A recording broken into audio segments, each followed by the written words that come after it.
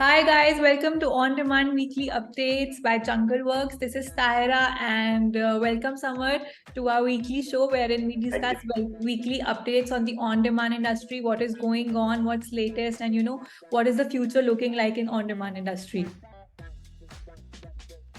Sounds good. Let's go.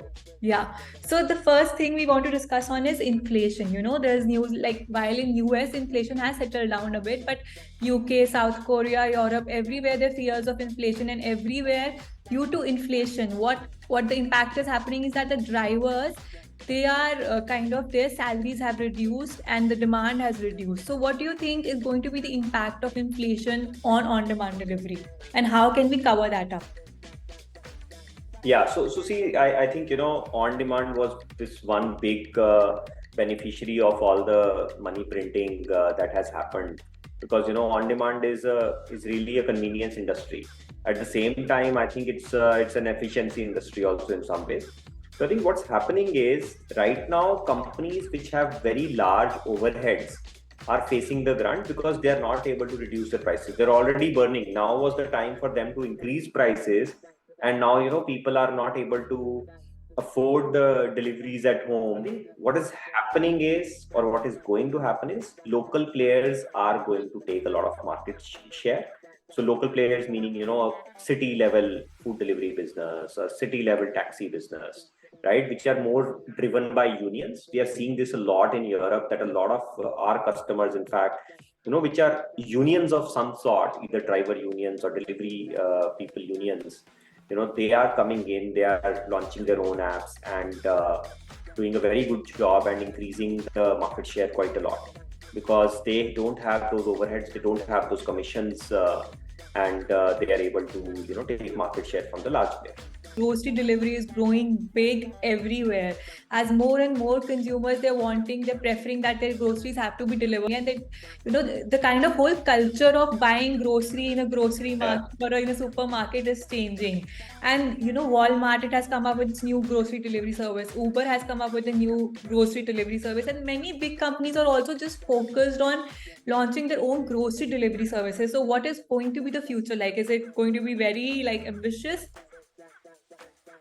So again, see, guys, I think what's happening here is that grocery delivery services are going a full circle. What I mean by that is, if you think about it, like every on-demand business, right? Food delivery started by, let's say, Ubers and Deliveroo's, and then adopted by McDonald's and Pizza Huts, right? So what happens is, startups start something, then consolidation happens, and then rationalizations happens, and eventually enterprises adopt that trend, right? That same thing happened in food, and in grocery, what happened was, earlier these startups started with very, very wasteful kind of 10-minute delivery, 20-minute delivery services.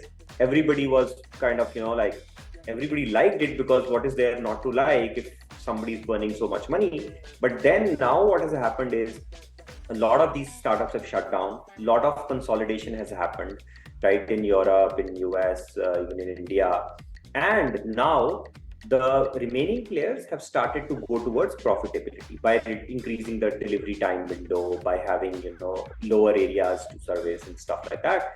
And so enterprises like Uber is an enterprise now, it's no longer a startup, and same Walmart, they are now seeing that, okay, people want this, there is a gap in the market, and they are now starting the services in a profitable avatar, right? So these guys don't really like to burn money. So the time is right now for these businesses or enterprises to start their own direct to consumer channel, so to speak, right, in grocery, but do it profitably, which I think is a good thing. And for us also, I think we are seeing a lot of How adoption are by. you getting your groceries in Dubai? Actually, very odd. I am never a grocery delivery person, because I buy only for the next meal, which is very kind of stupid, or weird for some people. but I always go to the grocery store, buy it just for the next meal. That's it. So I never have any grocery in my fridge. Recession fears are back, especially in the US. Trucking data is down, and also Saudi's GDP growth, which was supposed to be 3%, they're not now saying that it is 0.3% because of oil reduction. Yeah, so that is a big news. So I think, again, like I think it's a big reduction. It's like 90% correction doesn't happen. But with Saudi, because they are so dependent on oil, it can happen. And it is very worrying because, I mean, trucking and oil, they're both related to kind of basic movement of goods. And demand going down means that there is a little bit of a recession fear again. It seemed like, there was going to be a recession 6 months ago. And then, everybody said, okay, it's now no longer going to be there. And now I think it's coming back again. I feel that, we are sort of overdue, like just layman's idea. I have no idea about economics. I'm not an expert anyway. But I do feel that, since 2008, we've been talking about a recession a few times here and there. Someday it has to happen. I don't know when it is going to happen. I don't want it to happen. But I definitely feel that, we are definitely overdue. I just hope that there is a soft landing or whatever these economy people call it. But either way, as a business, I think, if you're a small business owner, if you are medium business or whoever, right, you should look at your costs, which is actually the trend. If I look at my customers, if I look at enterprises, right, almost everybody is super focused on cost right now. And people are realizing, I mean, everybody feels like, if I talk to anybody, right, people who are like laymen like you and me, they'll say, I don't know what is going to happen. There's a lot of uncertainty, right? They might not say that it's a recession, but that's eventually what triggers recessions, right? People being uncertain about future. Right. So I think, I hope we have a soft landing or something. But I do feel that, it's been so long that things have all been rosy that we are overdue for a correction of sorts.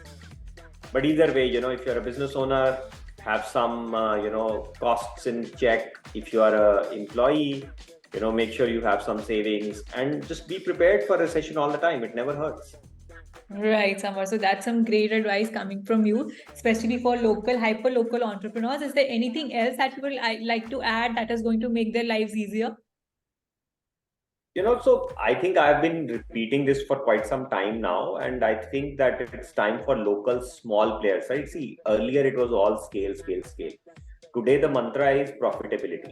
And I think hyper local commerce, on demand industries, one industry where actually scale is not really the best option, right? I mean, you can be a big company and successful, but you can be a very small company just in one city and be super successful, right?